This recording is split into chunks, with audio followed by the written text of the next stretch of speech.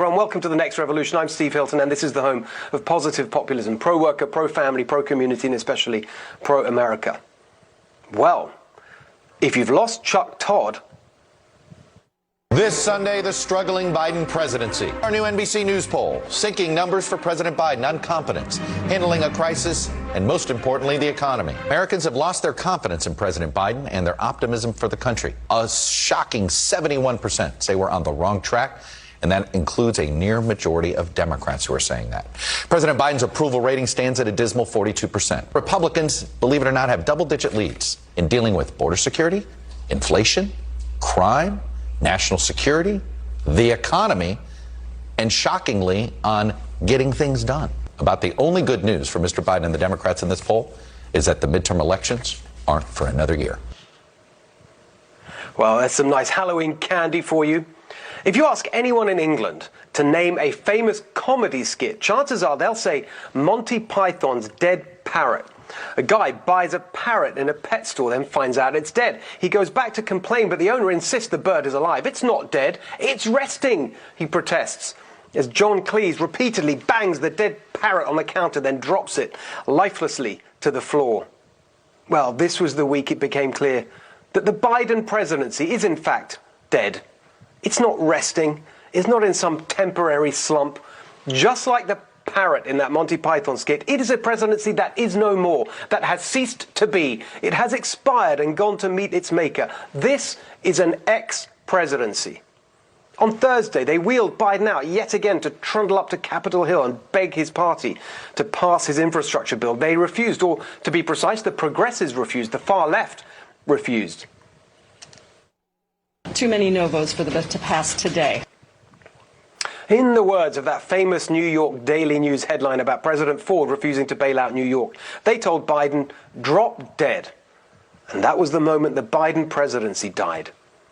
The three central, miserable dynamics of this appalling man, Biden, were all on display. First of all, why did he delay his trip to Europe to beg for the infrastructure bill on Thursday? There was no actual deadline, no real-world justification. It was all about Biden's ego. He wanted to show off to the other politicians at the ludicrous climate summit in Glasgow. He didn't want to be embarrassed, humiliated. But in the end, he was humiliated by his own party, and it was all totally unnecessary, driven not by the national interest, but Biden's personal vanity. It was exactly the same with Afghanistan. He insisted on a reckless deadline just so he could make some sick speech on the anniversary of 9/11. The cost of that wasn't just humiliation, but the lives of hundreds of Afghans and 13 American soldiers.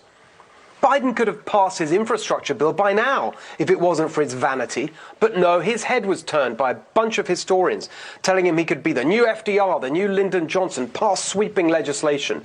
But FDR won with 57% of the popular vote. His party had a majority of 23 in the Senate and 196 in the House. Lyndon Johnson won with 61%, a majority of 36 in the Senate and 155 in the House. What's Biden even thinking, putting himself in that category? There was no Biden landslide. He barely got a majority of the popular vote, 51%. Democrats have 8 more seats in the House, no majority at all in the Senate. Yet Biden went along with a plan to link the two bills in one giant scheme to centralize power in the federal government and bureaucracy. All because of his vanity. Biden's a complete narcissist.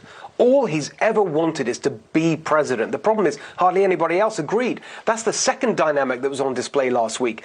Biden has zero authority. In the primaries, 4th in Iowa, 5th in New Hampshire. Biden only survived because of Jim Clyburn in South Carolina. Biden didn't persuade anyone. He didn't inspire anyone. He just had to be not Bernie Sanders, who the Democratic establishment was desperate to stop. So they all fell in line, even though they knew how decrepit Biden was. And then in the general election, Biden didn't make an argument. He hid in the basement. No vision, just a vacuum. I'm not Bernie and I'm not Trump.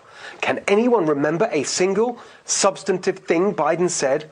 We've never seen such an empty presidential campaign. The entire thing was a big bunch of nothing from a small, shriveled non-entity. He entered the Oval Office with zero authority, and now he has even less, as everyone can see how fully he's failing and how fast he's fading, physically and mentally. what am I doing here? Good question. Which brings us to the third and defining Biden dynamic. He's a machine politician who believes in nothing but advancing his own career. That's why there was no leadership. That's why his little trip to Capitol Hill made absolutely no difference. He may hang on for another 3 years. But as this week showed, he is totally irrelevant to anything that's actually happening. Now he's a joke the world over. We're used to this in sports arenas in America.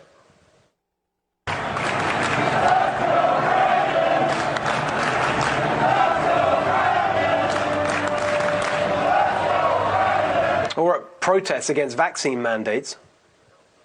Let's go, Brandon! Let's go, Brandon! But now, it's video game streamers.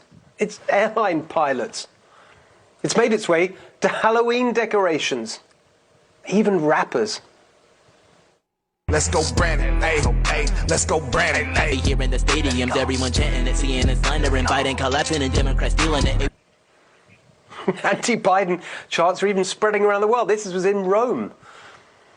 But last week was no ordinary political disaster. Yes, they'll no doubt end up passing their two bills, maybe even later this week. But does anyone think that will make things better? It won't work in political terms because after all the public haggling, it will be seen as a defeat for everyone.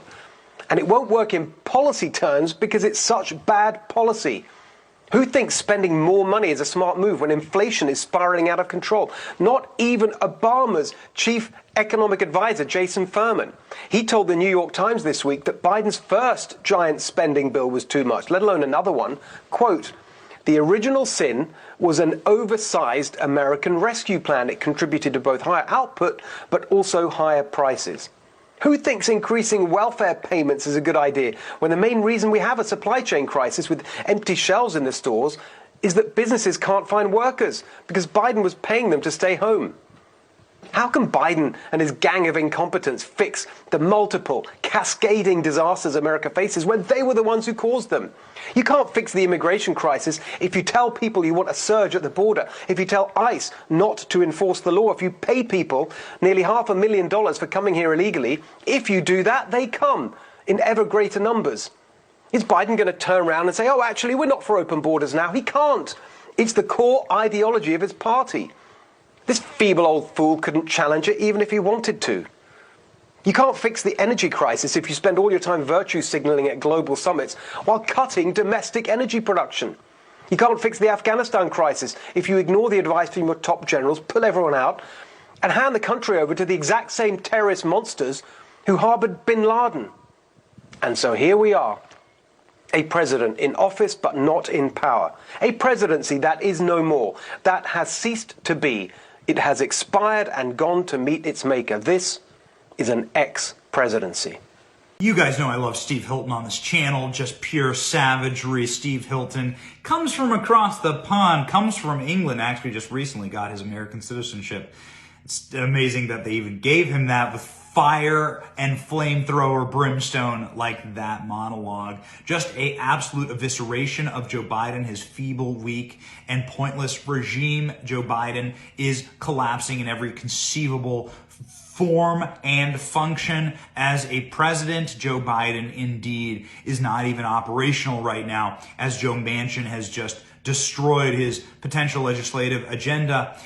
You really do have a system here where the American president is just utterly neutered, and you have to sit back and say, okay, how do we make sure this doesn't ever happen again? And that's exactly what Steve was talking about. It's good to start thinking that way and start thinking operationally about what comes next. Joe Biden is finished.